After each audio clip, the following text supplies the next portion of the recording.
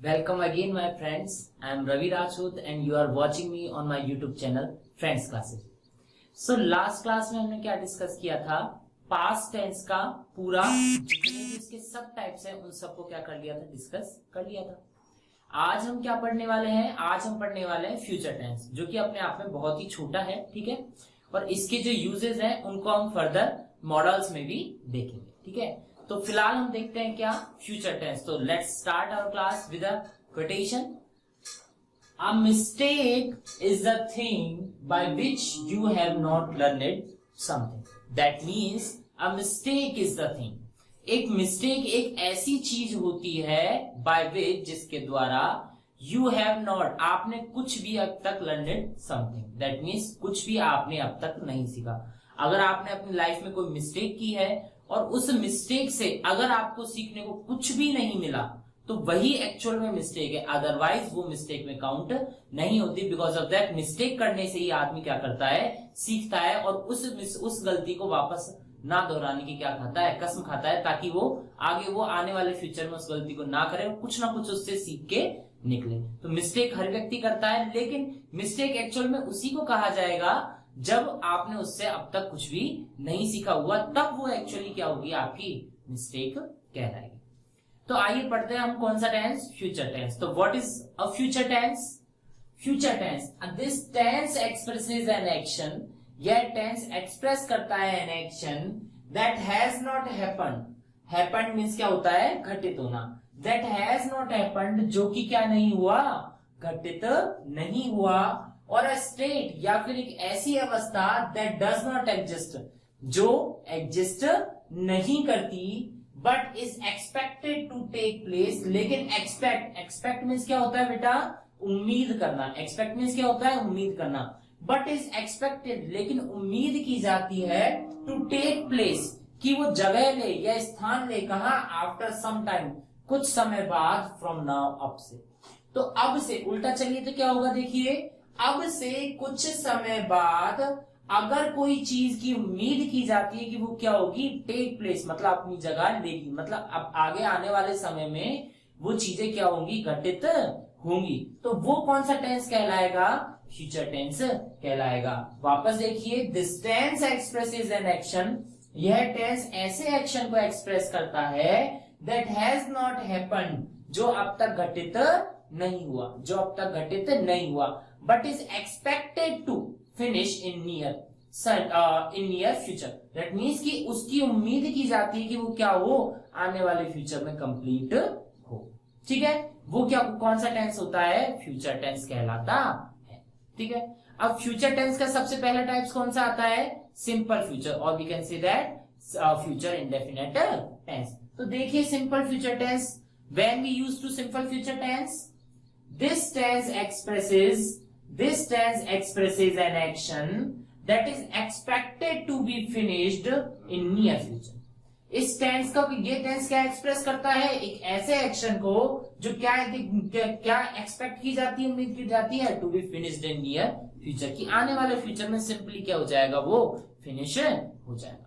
तो हमेशा की तरह सबसे पहले अब हम क्या लिखते हैं, इसके कीवर्ड्स, कौन से टेंस के, सिंपल फ्यूचर टेंस। तो देखिए बेटा, लिखिए आप simple future tense, keywords of simple future tense. Heading डालेंगे सबकी सब, क्या लिखेंगे बेटा, keywords of simple future tense. तो लिखिए बेटा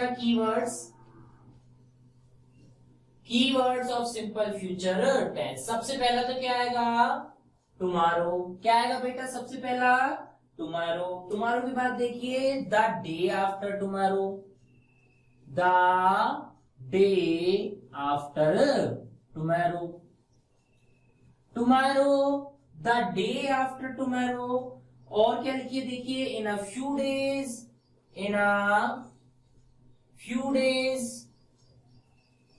या फिर क्या लिखेंगे, next day, या फिर month, day, month, year, morning, evening, whatever you want to express. Next लिखेंगे द फॉलोइंग डे, फिर से वही मंथ, ईयर, एक्सेट्रा। और क्या लिखेंगे द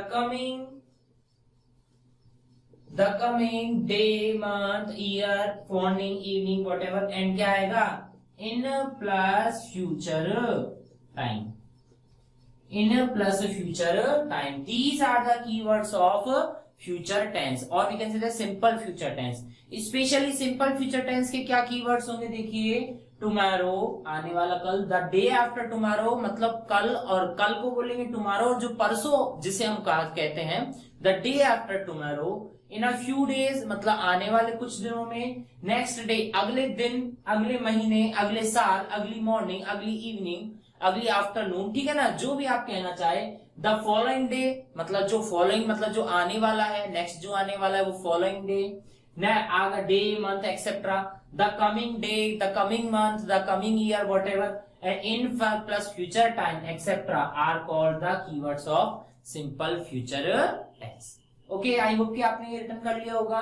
अब नेक्स्ट अब हम क्या देखते हैं इसकी हेल्पिंग वर्ब्स को। क्या देखेंगे बेटा इसकी हेल्पिंग वर्ब्स को। अब आप सबको पता है क्या कि सिंपल फ्यूचर टेंस की हेल्पिंग वर्ब्स क्या होती हैं, शैल और विल। क्या होती है बेटा, शैल और विल। अब देखिए आप सबको पता है आई और बी के साथ किसका यूज किया जाता है, शैल का। अदर जितने भी सब्जेक्ट होते हैं उनके साथ क्या यूज किया जाता है, विल का।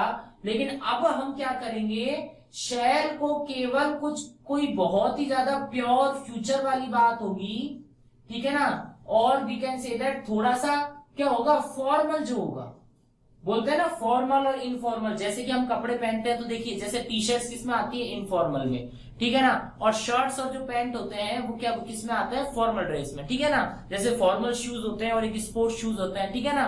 तो ये जो शैल है वो अ लिटिल बिट क्या होता है, फॉर्मल होता है, बजाय किसके, विल के, ठीक है ना। तो ही हम शैल का यूज लेंगे। अदरवाइज आजकल हर आई और बी के साथ हमेशा किसका यूज किया जाता है, विल का यूज किया जाता है। अगर आई और बी के साथ अगर आप विल लगा रहे हैं तो भी आपका सेंटेंस गलत नहीं होगा, ठीक है, इस चीज को याद रखिएगा। तो अब हम क्या करेंगे, आई और बी के साथ किसका यूज करेंगे, विल का यूज करेंगे। बाकी अब इसके फॉर्मूलाज देखो बेटा कैसे बनेगा। अगर अफर्मेटिव सेंटेंस है तो बताइए कैसे बनेगा। सबसे पहले क्या आता है, सब्जेक्ट, फिर क्या आती है हेल्पिंग वर्ब, शैल विल, फिर क्या आती है मेन वर्ब की first form. Because of that ऐसे भी लर्न कर सकते हैं क्या कि simple future tense first number पर आता है इसलिए मेन वर्ब की फर्स्ट फॉर्म, या ऐसे लर्न कर सकते हैं कि मॉडल्स क्या होते हैं, शैल और विल, और मॉडल्स के बाद हमेशा क्या आती है, मेन वर्ब की फर्स्ट फॉर्म। ये सब हम कहाँ पढ़ेंगे, मॉडल्स में पढ़ेंगे, यूजेस ऑफ मॉडल्स में, और उनमें शैल और विल का और भी अच्छे से हम क्या पढ़ेंगे, यूजेस पढ़ेंगे। Helping verb first form of main verb, after that क्या आएगा, ऑब्जेक्ट। अगर इसको नेगेटिव बनाना हो बेटा तो क्या लिखेंगे, subject plus helping verb plus क्या लगा देंगे, not plus first form of main verb and object, ठीक है। अगर इसका इंटरोगेटिव बनाना होगा तो क्या करेंगे, ये जो हेल्पिंग वर्ब है इसको कहां लिख देंगे, सब्जेक्ट से पहले, मतलब पहले क्या लिखेंगे, शैल, ये क्या लिखेंगे, विल, उसके बाद क्या लिखेंगे, सब्जेक्ट, उसके बाद क्या लिखेंगे, हेल्पिंग वर्ब यहाँ आ गई तो क्या बचा अपने पास, केवल main verb, after that object and question mark. और अगर नॉट लगाना तो कहां लगाएंगे, यहाँ सब्जेक्ट के पास, ठीक है। आई होप कि ये सब सारी बातें आपको समझ में आई, ठीक है ना। अब हम क्या देखते हैं, इसके यूजेस देखते हैं। तो लिखिए uses of the simple future tense, लिखिए uses of the simple future tense. अब सबसे पहले विल का यूज लिखिए बेटा। विल का यूज क्या लिखेंगे, to make prediction, to make prediction. Prediction अगर हमें बनाना है तो किसका यूज लेंगे बेटा, हम विल का यूज लेंगे। और देखिए, और state facts about near future, ठीक है ना। एग्जाम्पल देखिए, आई विल नॉट गो, मैं नहीं जाऊंगा, ठीक है ना। अब देखिए बेटा विल का यूज कहां आता है, विल का यूज देखिए टू मेक प्रेडिक्शन। प्रेडिक्शन मतलब एक तरह का अनुमान लगाना। देखिए आप इनको दो वर्ड्स को मैच करिए। प्री मतलब पहले, एक्शन मतलब कोई वर्ब किया हुआ कार्य, तो एक्शन और प्री देखो दोनों में डिफरेंट, दोनों को मिलाएंगे तो क्या पहले से ही जो एक्शन क्या हो जाएगा, डिसाइड, उसी को क्या बोलेंगे, एक तरह से प्रेडिक्शन, अनुमान लगा लेना, पहले से ही सोच लेना, ठीक है, भविष्यवाणी टाइप का, ठीक है ना। तो द टू मेक प्रेडिक्शन, अगर विल का यूज हम कहां करेंगे, टू मेक प्रेडिक्शन, पहले से हमने सोच लिया हम ये करेंगे, ठीक है ना। तो और स्टेट फैक्ट्स और या फिर जो फैक्ट है बिल्कुल जो तथ्य है कि हाँ ऐसा हम करेंगे ही, ठीक है ना, अबाउट नियर फ्यूचर, आने वाले फ्यूचर में। जैसे कि अगर मैंने लिख दिया आई विल नॉट गो, मैं नहीं जाऊंगा, तो इसके लिए किसका यूज लेंगे बेटा, विल का यूज लेंगे। लेकिन फ्यूचर टेंस को एक्सप्रेस करने के लिए हम किसका यूज लेते हैं, गोइंग टू का भी यूज लेते हैं। जब मैंने स्टार्टिंग की जब क्लास ली थी उसमें मैंने आपको प्रॉपर्ली बताया था कि गोइंग टू का यूज भी किसके लिए किया जाता है, फ्यूचर का। तो एक बार में आप ये थोड़ा सा डिफरेंस देख लीजिए कि विल का यूज कहां आता है और गोइंग टू का यूज कहां आता है। तो नेक्स्ट लिखिए क्या, गोइंग टू। तो देखिए बेटा गोइंग टू का यूज हम कहां लिखेंगे, an intention is something, an intention is something that an intention is something that you want to do. An intention is something that you want to do or you hope to do, or you hope to do, or you plans to do, you plans to do. देखिए बेटा क्या लिखा है, going to का use कहां आता है, an intention is something, कोई ऐसा इरादा, that you want to do, जो आप करना चाहते हैं, और यू होप टू डू, या फिर उम्मीद करते हैं कि ऐसा होगा, और प्लान्स टू डू, या फिर आपने प्लान किया है। जैसे कि अगर आपने बर्थडे सेलिब्रेट करने जा रहे हैं तो इसको दो तरीके से बोलेंगे, कैसे, एक तो मैं अपना बर्थडे सेलिब्रेट करने जा रहा हूं, I am going to celebrate my birthday, ठीक है। एक आप क्या बोलेंगे, I will celebrate my birthday, मैं अपना बर्थडे सेलिब्रेट करूंगा। किसी ने पूछा अरे भाई बर्थडे आ रहा है क्या करेगा, बोला हाँ मैं सेलिब्रेट करूंगा। तो ये तो क्या हो गया, एक तरह से आपका प्रेडिक्शन हो गया, आपने पहले का स्टेट फैक्ट हो गया, हाँ मैं करूंगा, ठीक है ना। और एक क्या होता है, आप अगर ऐसे बोलोगे हाँ I am going to celebrate my birthday, हाँ मैं अपना बर्थडे सेलिब्रेट करने जा रहा हूं, दैट मीन्स हाँ ठीक है नियर फ्यूचर में आने वाले करेंगे, ये काम भी करेंगे, बर्थडे भी सेलिब्रेट करने जा रहे हैं। हो सकता है कि बीच में कुछ दिक्कत आ जाए और आप उसको ना कर पाए, ठीक है ना। यही एक स्लाइड बहुत ही छोटा सा डिफरेंस होता है किसमें, गोइंग टू में और विल में। और जैसा कि मैंने आपको शैल के बारे में बताया, शैल क्या होता है, अ लिटिल बिट फॉर्मल, थोड़ा सा फॉर्मल होता है, थोड़ा सा कितना सा, जैसे कि शैल का यूज कैसे लिखेंगे, शैल वी गो होम, ठीक है ना। देखिए जैसे बच्चों ने टीचर से पूछा, वैसे तो बच्चे कैन का यूज लेते हैं, ठीक है ना, परमिशन लेने के लिए, या फिर मे का यूज लेते हैं पोलाइट परमिशन लेने के लिए। लेकिन अगर बच्चे ऐसे पूछ रहे हैं क्या, अपने अपने टीचर से पूछ रहे हैं क्या कि सर क्या हम घर चले जाएंगे, ठीक है ना, तो वो तो उसके लिए क्या लेगा, वो शैल वी गो होम, क्या हम घर चले जाएंगे। तो लिटिल बिट क्या है, शैल, देखो फ्यूचर के लिए पूछ रहा है वो, ठीक है ना। तो ये क्या हम घर चले जाएंगे, दैट मीन्स अभी नहीं जा रहे, जाएंगे, ठीक है ना। तो दैट मीन्स फ्यूचर की बात कर रहा है, और फ्यूचर में भी क्या बोल रहा है बेटा, ये शैल मतलब थोड़ा फॉर्मल बोल रहा है, क्योंकि अपने टीचर से बात कर रहा है, इसलिए shall we go for home, क्या हम घर चले जाएंगे। तो ऐसी जगह पे किसका यूज लेना है, शैल का। और अगर आप कंफ्यूजन होता है तो आप छोड़ो शैल को, केवल और केवल किसका यूज लो, विल का यूज लो, बिल्कुल भी सेंटेंस गलत नहीं होगा, ठीक है ना।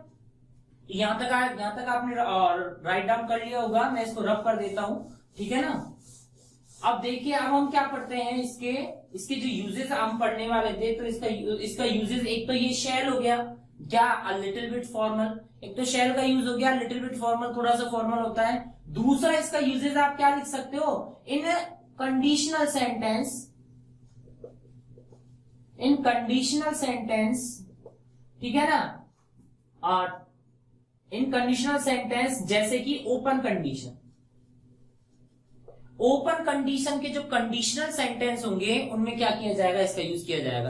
देखिए ये सारे सेंटेंसेस आपको आने वाले टॉपिक्स में आगे हम फर्दर इनको डिस्कस करेंगे। वैसे भी मैंने आपको पहले भी बता चुका हूं कि कंडीशनल सेंटेंस क्या होते हैं, जो किसी पर दो सेंटेंस होते हैं और एक दूसरे पर कुछ ना कुछ निर्भर करते हैं। जैसे कि अगर ऐसा होता तो ऐसा हो जाता, पढ़ाया था मैंने आपको पास में कि अगर मैंने हार्ड वर्क कर लिया होता तो मैं भी पास हो जाता, तो कंडीशनल सेंटेंस था, दैट मींस आपने नहीं किया, ठीक है। तो ये ओपन कंडीशन है, जैसे कि एग्जांपल के थ्रू आप इसको समझिए क्या लिख रहा है। देखिए एग्जांपल हम क्या लिखेंगे इसका, we shall reaching the goal, we shall reaching the goal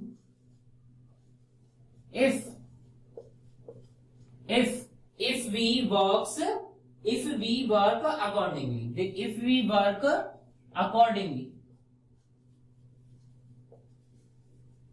If we work accordingly. देखिए आप इसको समझिए क्या लिख रहा है, we shall reaching the goal, we shall reach the goal, sorry, we shall reach the goal.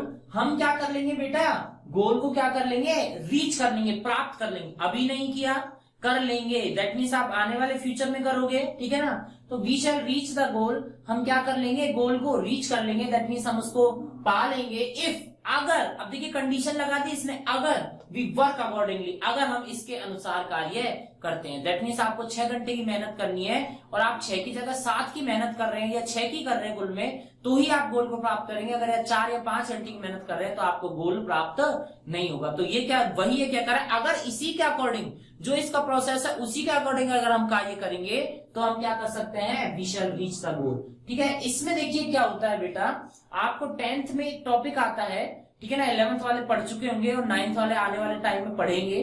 Clauses, क्या होता है क्लॉजेस, और क्लॉजेस में क्या होता है, एक्चुअली देखो आपको थोड़ा सा ब्रीफ डिस्कशन दे देता हूं. क्लॉजेस क्या होते हैं, अगर किसी सेंटेंस में एक मेन वर्ब है, उसके साथ मेन वर्ब का कोई सब्जेक्ट है, और सब्जेक्ट के बाद सब्जेक्ट मेन वर्ब, और उसके बाद आने वाला कोई छोटा मोटा कोई ऑब्जेक्ट हो भी सकता है और नहीं भी हो सकता, कोई जरूरी नहीं है.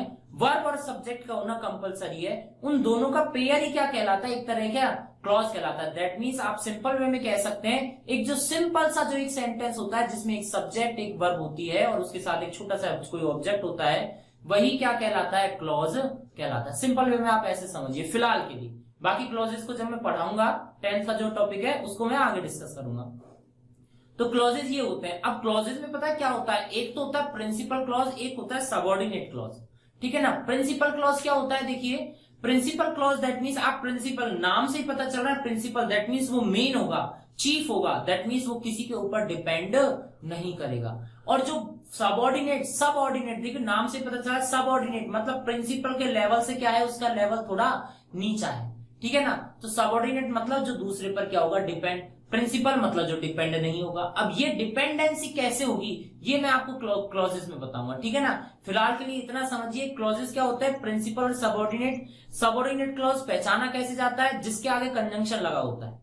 अगर किसी सेंटेंस के आगे कंजंक्शन लगा तो सबऑर्डिनेट होगा, और किसी सेंटेंस के आगे कुछ भी नहीं लगा तो वो प्रिंसिपल होगा. जैसा कि यहां देखिए, we shall reach the goal, देखिए ये पूरा सेंटेंस और इसके आगे कोई भी कंजंक्शन नहीं लगा. लेकिन वी वर्क अकॉर्डिंगली, इसके आगे क्या कंजंक्शन लगा है, इफ. तो ये तो क्या कहलाएगा, सबऑर्डिनेट क्लॉज, और ये क्या कहलाएगा, प्रिंसिपल क्लॉज. क्या आया समझ में.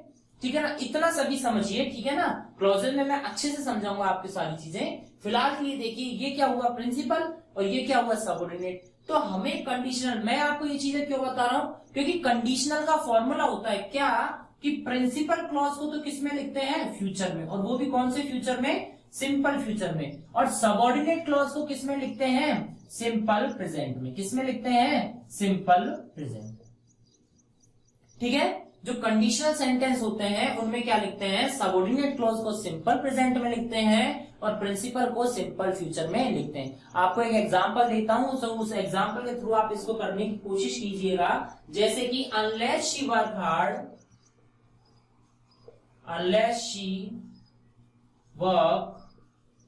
Hard she blank. ठीक है ना. आपको इसमें क्या भरना है, पास. देखिए आप खुद देखिए अब इस सेंटेंस को देखिए, शी वर्क्स हार्ड, यहां तक एक सेंटेंस, और शी ब्लैंक आगे कोई वर्ब भरनी है, तो ये क्या हो गया, दूसरा सेंटेंस. अब देखिए कंजंक्शन किसके आगे लगा. ऐसा अगर एग्जाम में क्वेश्चन आ जाता है तो हमें कैसे पता होगा या फ्यूचर भरेंगे.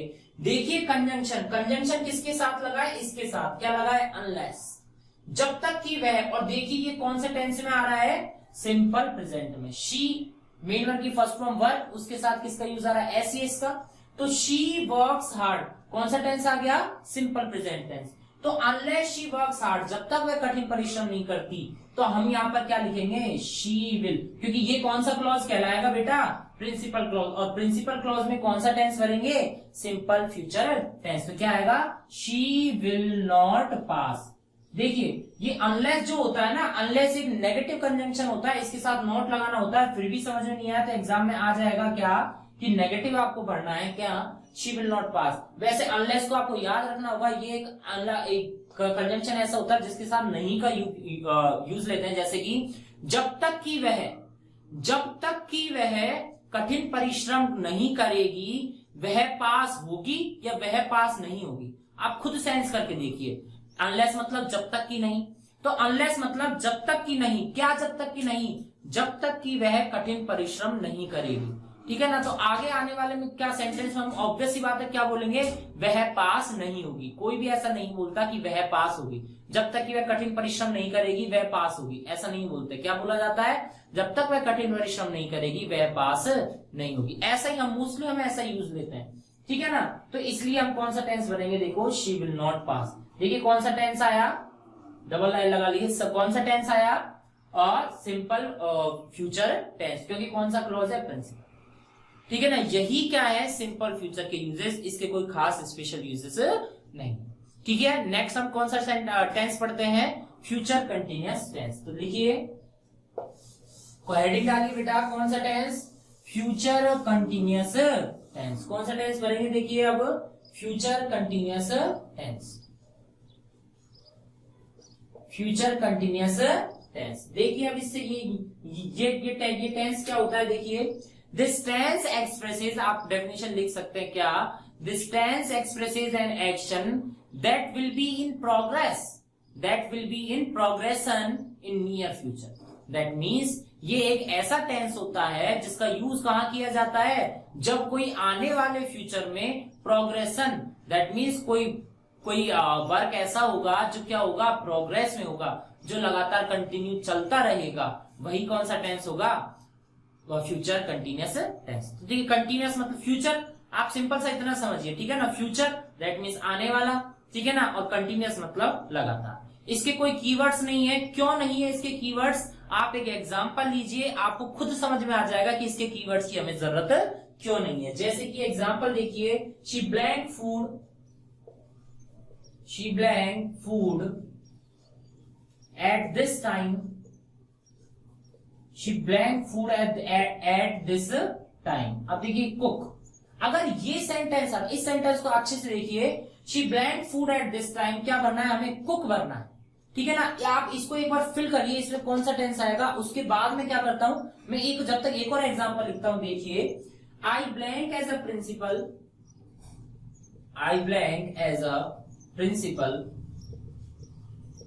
आई blank as a principal at this moment, the next day, ठीक है ना। वर्क, देखिए क्या लिख रहा है, देखिए फ्यूचर कंटिन्यूअस में, she blank food at this time, ठीक है ना। तो she blank food at this time मतलब इस समय, शी वह क्या है, वह क्या, अब इसको क्या बोलेंगे, एट दिस टाइम। आप देखिए एट दिस टाइम किसका कीवर्ड होता है बेटा, ये कीवर्ड होता है किसका, प्रेजेंट कंटिन्यूअस टेंस। क्या होता है, प्रेजेंट, एट दिस टाइम, इस समय। तो इस समय वो क्या करती है या क्या कर रही है, हम ऐसे बोलते हैं इस समय वो क्या कर रही है। देखिए लैंग्वेज ही है, अगर आप हिंदी, बच्चों को कंफ्यूजन क्या होता है, वो हिंदी ढंग से नहीं बोल पाते, वो हिंदी में ही सेंस, जो आपकी मदर टंग है उसको ही सेंस नहीं कर पाते कि उसमें क्या वर्डिंग आएगी। तो हिंदी को अगर आप वर्डिंग ढंग से पढ़ लोगे ना, तो इंग्लिश बनाने में दिक्कत नहीं आती, ठीक है ना। तो देखिए क्या है कि she blank food at this time, इस समय, तो क्या बोलेंगे इसको, इस समय वह खाना, फूड मतलब खाना, कुक मतलब पकाना, तो इस समय वो क्या कर रही है, खाना पका रही है। तो इसको क्या करेंगे, she is cooking, she is cooking food, she is cooking food, ठीक है ना। यहां तक आया समझ में। लेकिन अगर इस एट दिस टाइम के बाद में क्या लगा है, टुमारो, क्या लगा है बेटा, टुमारो। तो आपको मैंने इसको कीवर्ड क्यों नहीं लिखा है, आप खुद सोचिए। एट दिस टाइम तो कीवर्ड है प्रेजेंट कंटिन्यूअस, प्रेजेंट को हटाया तो केवल क्या बचा, कंटिन्यूअस, दैट मींस कंटिन्यूअस का कीवर्ड है। और टुमारो हमें क्या बता रहा है, फ्यूचर। तो देखिए कौन सा टेंस बन गया दोनों को मिलाकर, फ्यूचर कंटिन्यूअस टेंस। तो यहां पर कौन सा टेंस बनेंगे, future continuous tense. She will be cooking, she will be cooking. Next देखिए, I blank as a principal, मैं एक प्रिंसिपल की तरह, वर्क मतलब कार्य करना, मैं एक प्रिंसिपल की तरह कार्य कर रहा होऊंगा एट दिस मोमेंट, इस क्षण से, द नेक्स्ट डे। देखिए द नेक्स्ट डे क्या आया, फ्यूचर, एट दिस मोमेंट क्या आया, कंटिन्यूअस, कौन सा टेंस बना, फ्यूचर कंटिन्यूअस टेंस। तो क्या क्या लिखेंगे, I will be working, I will be working. अब सॉरी मैंने आपको इसकी हेल्पिंग वर्ब्स नहीं बताई, आपको हेल्पिंग वर्ब आप सब जानते हैं, इसलिए मैं थोड़ा इसको ज्यादा डिस्कस नहीं कर रहा, ठीक है ना। क्या आपको मैंने लिखवा दिया पहले ही कि इसकी हेल्पिंग वर्ब क्या होती है, शैल बी और क्या होता है, विल बी। शैल बी और विल बी, ठीक है ना। शैल बी को भूल जाइए आप, तो विल बी को ही लर्न रखिए। क्या होता है शैल बी विल बी, तो यहाँ पर क्या होता है, ये इसके हेल्पिंग वर्ब होते हैं। और आपको पता है कंटिन्यूअस में क्या आता है, मेन वर्ब की फर्स्ट फॉर्म में आईएनजी आता है। तो ये देखिए हमने भर दिया क्या, शी विल बी कुकिंग और आई विल बी वर्किंग। आगे समझ में, ठीक है ना। कौन सा टेंस हुआ, फ्यूचर कंटिन्यूअस टेंस। फिर भी अगर आपको इसमें थोड़ा बहुत कंफ्यूजन है तो आप इसके जो फॉर्मूला होते हैं उनको आप फिर से नोट डाउन कर सकते हैं। कैसे कि अफर्मेटिव में A4 क्या होगा, अफर्मेटिव में क्या होगा, सब्जेक्ट, अफर्मेटिव क्या होगा, सब्जेक्ट प्लस हेल्पिंग वर्ब। अब यहाँ पर देखो फिर से चीज समझने की बात है, मैं हेल्पिंग वर्ब नहीं लिखूंगा पूरी, मैं शैल बी विल बी लिखूंगा। Will comma shall plus be plus main verb की फर्स्ट फॉर्म में आईएनजी प्लस ऑब्जेक्ट। जो समझदार बच्चे हैं उनको अच्छे से पता चल गया होगा सर ने हेल्पिंग वर्ब क्यों नहीं लिखा। अब तक लिख रहे थे हेल्पिंग वर्ब लगा दो उसके बाद मेन वर्ब। मैं हेल्पिंग वर्ब क्यों लिख रहा हूं, हेल्पिंग वर्ब क्यों नहीं लिख रहा, क्योंकि हमें एक्चुअल में जो हेल्पिंग वर्ब है फ्यूचर की वो क्या है, विल और शैल। बी को तो हमने क्यों लगाया, ताकि इन दोनों में क्या ना हो, झगड़ा क्रिएट ना हो, ठीक है ना। इतना आपको ध्यान रखना है। क्यों, ये चीजें कब काम आएगी, क्योंकि जब इसका नेगेटिव बनेगा ना तो सब्जेक्ट के साथ क्या आएगा, विल शैल तो आएगा, लेकिन नॉट इनके बीच में आ जाएगा। अब बच्चों को अगर बीच में मैं ऐसा लिखवा दूं हेल्पिंग वर्ब लगानी है तो वो क्या लिख देंगे, शैल बी नॉट, और जो कि क्या हो जाएगा, गलत हो जाएगा। आपको ये ध्यान रखना है, will shall plus not plus be plus first form में आईएनजी प्लस ऑब्जेक्ट। और क्वेश्चन भी अगर बनाना है, इंटरोगेटिव सेंटेंस भी अगर बनाना है तो भी केवल इस विल और शैल को ही आगे लाना है, बी को आगे बिल्कुल भी नहीं लाना है। ये मैंने आपको पहले बीन वाले में भी मैं आपको 2-3 बार इस चीज को बता चुका हूं, ठीक है ना। Will shall plus subject plus क्या लिखेंगे, बी प्लस क्या लिखेंगे, मेन वर्ब की फर्स्ट फॉर्म में आईएनजी प्लस ऑब्जेक्ट और प्लस क्या आएगा, क्वेश्चन मार्क। और यहां पर हमें क्या अप्लाई करना है, नॉट को अप्लाई करना है। आई होप कि आपको ये सारी चीजें समझ में आई, ठीक है ना। तो आज के लिए इतना काफी है आई थिंक, ठीक है ना। अब हम नेक्स्ट आने वाले टाइम में कौन सा टेंस पढ़ लेंगे, नेक्स्ट तो एक बहुत ही छोटी सी वीडियो बनने वाली है, किसके लिए, future perfect tense and future perfect continuous tense. I hope कि आपको ये वीडियो पसंद आई होगी, पसंद आई हो तो इसको लाइक और सब्सक्राइब कीजिए।